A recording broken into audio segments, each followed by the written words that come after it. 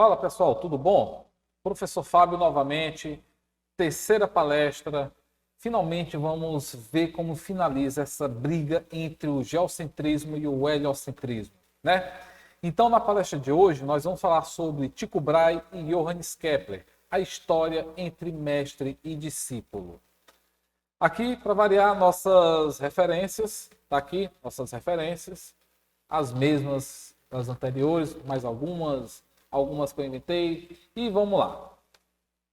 Nesse ponto aqui, eu queria que vocês prestassem atenção nesses três personagens.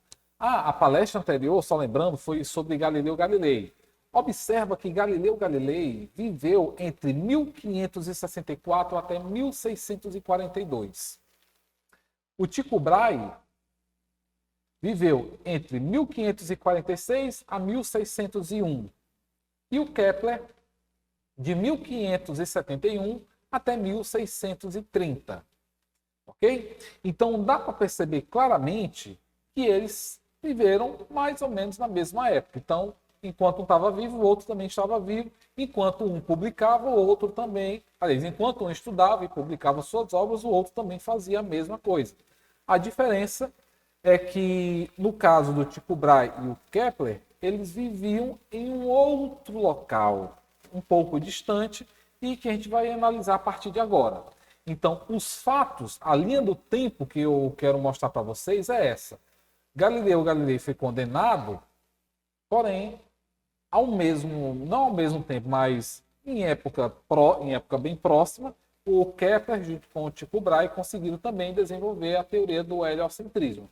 E é esse desenrolar que a gente vai mostrar a partir de agora, tá bom? Então, o nosso primeiro personagem, que é justamente o Tycho Brahe e Johannes Kepler, a gente vai mostrar a história entre mestre e discípulo. Eu quero mostrar a relação que os dois tiveram. Não vou trazer muitos detalhes, mas os detalhes que envolvem aqui a história da astronomia. O príncipe se chamava Tycho Brahe. Ele ocupava o cargo de astrônomo imperial aqui, no castelo de Benátky, nos arredores de Praga.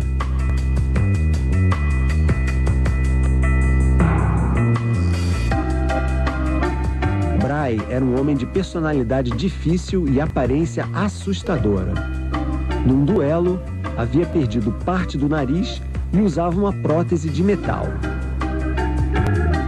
Assim como os gregos antigos e a Igreja Católica, Brahe acreditava no modelo geocêntrico.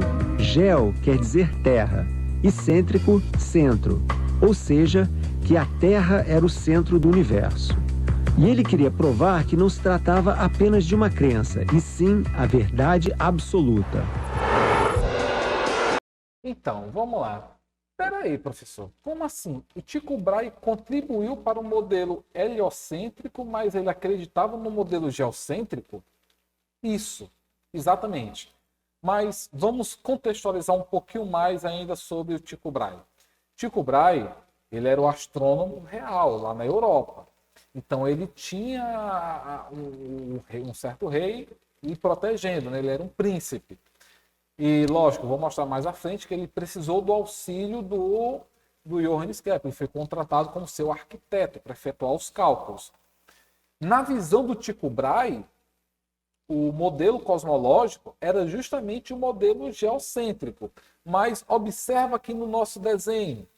Aqui está a Terra, a Lua girando ao redor da Terra, o Sol girando também ao redor da Terra, porém, os outros planetas estão em órbita ao redor do Sol. Esse aqui era o modelo defendido pelo Tycho Brahe. Não é que defendido, ele queria comprovar cientificamente que esse modelo era o correto. Então, esse é o modelo geocêntrico defendido pelo Tycho Brahe. Só que para poder comprovar isso, o Tycho Brahe ele tinha o seu observatório. Então, com esse observatório, ele conseguia ter medidas bem precisas sobre os movimentos. Aqui é um desenho, né? Um retrato, uma foto da época sobre o observatório do Tycho Brahe. E aqui é uma foto sobre os instrumentos que o Tycho Brahe utilizava. Então ele conseguia fazer observação, não usava telescópio, deixar claro, ele não usou telescópio, eram observações sobre a posição dos planetas. E essas posições, esses cálculos que ele fez eram extremamente precisos. Até hoje tem um grau de confiança muito bom. Então, esses instrumentos que que o Tycho Brahe utilizava era extremamente preciso. E com isso ele conseguiu ter várias medidas que foram importantes no desenrolar da briga do geocentrismo versus o heliocentrismo. E para efetuar esses cálculos, o Tycho Brahe precisou da ajuda de um que ele chamava de arquiteto, que era o seu matemático, que trabalhava com os cálculos. E esse ajudante era exatamente o Johannes Kepler. Vamos ver um pouquinho mais sobre essa história? Um dia, Tycho é convidado para jantar na casa de um barão. Como sempre, ele bebeu demais, a ponto de se intoxicar seriamente. No seu leito de morte, ele implora então a Kepler: por favor, não me deixe ter vivido em vão. 2 dias após a morte de Tycho, Kepler é nomeado o novo astrônomo imperial. O plebeu alemão vira então o astrônomo mais importante da Europa.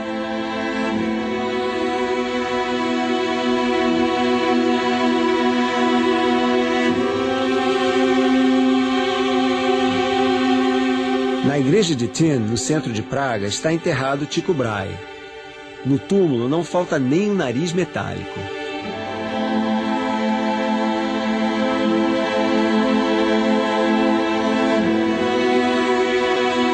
Então, pessoal, vamos lá. Vocês viram aí um pouquinho do vídeo sobre como o Tycho Brahe faleceu, né?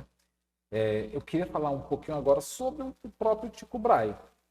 O Tycho Brahe, deu para perceber, era uma pessoa que gostava de beber, da farra, era um príncipe, né?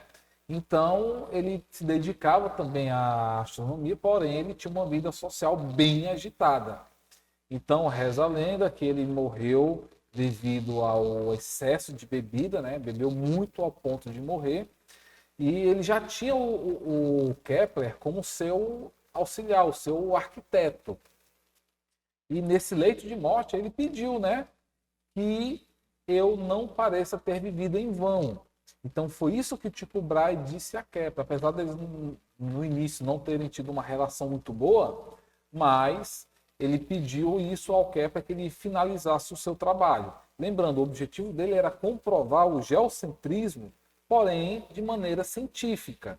Então, independente do que ele conseguiria obter, mas os resultados teriam que ser um resultado científico. E foi isso que o Kepler foi fazer. Então, o Kepler começou a trabalhar justamente nas ideias com os dados que ele conseguiu do Tycho Brahe. Então, os dados do Tycho Brahe eram os dados extremamente precisos, e o Kepler começou a estudar, analisar e analisar mais ainda, até que em 1609 o Kepler conseguiu divulgar essa obra chamada de Astronomia Nova. E nessa obra de Astronomia Nova, ele trouxe, através dos dados que ele recolheu, o que hoje nós chamamos como primeira e segunda lei de Kepler. Então, a partir dos dados de um príncipe num observatório na Europa, o Kepler conseguiu finalmente trazer a sua primeira e segunda lei de Kepler, que a gente vai já detalhar. Então, essa obra Astronomia Nova é justamente a comprovação que o heliocentrismo realmente é a representação do balé dos planetas em relação ao Sol. E 10 anos depois, o Kepler conseguiu escrever a Harmonia do Mundo, que hoje é conhecida como a terceira e última lei de Kepler. Essa Harmonia do Mundo realmente ele trouxe algo especial, porque nós conseguimos observar e prever e fazer algumas previsões sobre o movimento dos planetas. Vamos falar um pouquinho sobre isso agora? A primeira lei de Kepler, lá da astronomia nova, basicamente diz que os planetas giram ao redor do Sol no formato de uma elipse. E o Sol está localizado em um dos focos dessa elipse. Essa aqui é a nossa primeira lei de Kepler. Já a segunda lei de Kepler, que é a famosa lei das áreas, diz o seguinte, que que os planetas varrem áreas iguais em tempos iguais. Ou seja, que a velocidade areolar ela é constante. Eu não vou detalhar matematicamente, que não é o objetivo desse curso agora. O objetivo é a gente entender o contexto histórico. A gente vai ter um curso especificamente para falar dessas equações. Então, aqui, se a velocidade areolar é constante, ou seja, se varre áreas iguais em tempos iguais, nós vamos ter dois momentos distintos nesse movimento. Observa aqui nessa GIF que quando o planeta passa próximo do periélio, a velocidade linear do planeta aumenta. E quando ele está no afélio, que é o ponto mais distante, essa velocidade diminui. O Kepler não conseguiu explicar o porquê disso, mas ele falou que tinha alguma coisa a ver com o Sol. E essa é a segunda lei de Kepler, que os planetas varrem em áreas iguais em tempos iguais. 10 anos depois, veio a terceira lei de Kepler, que é uma expressãozinha matemática, que diz que o quadrado do período de rotação dos planetas, dividido pelo raio médio ao cubo, essa divisão ela é igual a uma constante K. O valor dessa constante K, quem conseguiu resolver foi o Isaac Newton, e conseguiu determinar, comprovar o valor dessa constante K. Só que essa equação ela permite você comparar o período de um planeta com outro, sabendo o raio. Então, essa terceira lei de Kepler, ela finalizou essa briga do geocentrismo versus o heliocentrismo. Então, a partir das 3 leis de Kepler, nós conseguimos observar que a teoria do heliocentrismo realmente se sobrepôs à teoria do geocentrismo. Lógico, isso ocorreu em paralelo com todos os acontecimentos que houve com o Galileu Galilei, e juntando tudo, finalmente o modelo heliocêntrico se sobrepôs ao geocêntrico, tá bom? Tem um vídeo aqui que eu queria mostrar para vocês. Vamos logo ver, depois eu faço alguns comentários. Essa aqui é uma edição original de 1619 da obra máxima de Kepler, que ele chamou de A Harmonia do Mundo. Ele usou a palavra harmonia porque, para ele, os planetas giravam em torno do Sol de forma harmônica, feito na música. Aqui também a gente pode ver um diagrama em que tem o Sol no centro e os planetas girando em torno dele.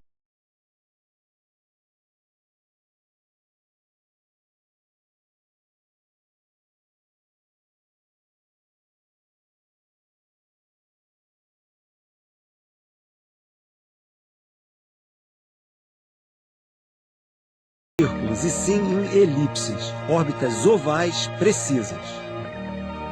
O trabalho de Kepler é corajoso e pioneiro, não só por mostrar que Copérnico estava certo ao afirmar que o Sol era o centro do sistema solar, mas também por ele ter sido o primeiro a sugerir que uma força vinda do Sol era responsável pelo movimento dos planetas, algo que o Newton mais tarde foi usar. É por isso que Kepler é considerado o primeiro astrofísico, o primeiro a trazer a física para a astronomia. E é por isso também que ele é, para mim, um dos personagens mais importantes na história da ciência. É isso aí, pessoal. Então, dentro desse contexto, trazendo desde a época do Copérnico até aqui essa obra final do Kepler, nós conseguimos perceber a evolução do pensamento, né?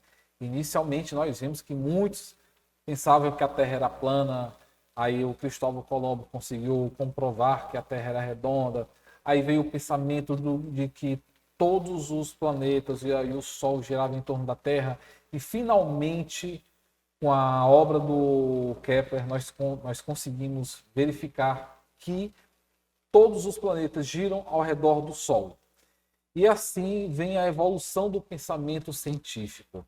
No entanto, Algumas ideias que o Kepler conseguiu demonstrar de forma brilhante, correta, com o apoio do Galileu e suas observações, algumas perguntas ainda não foram respondidas.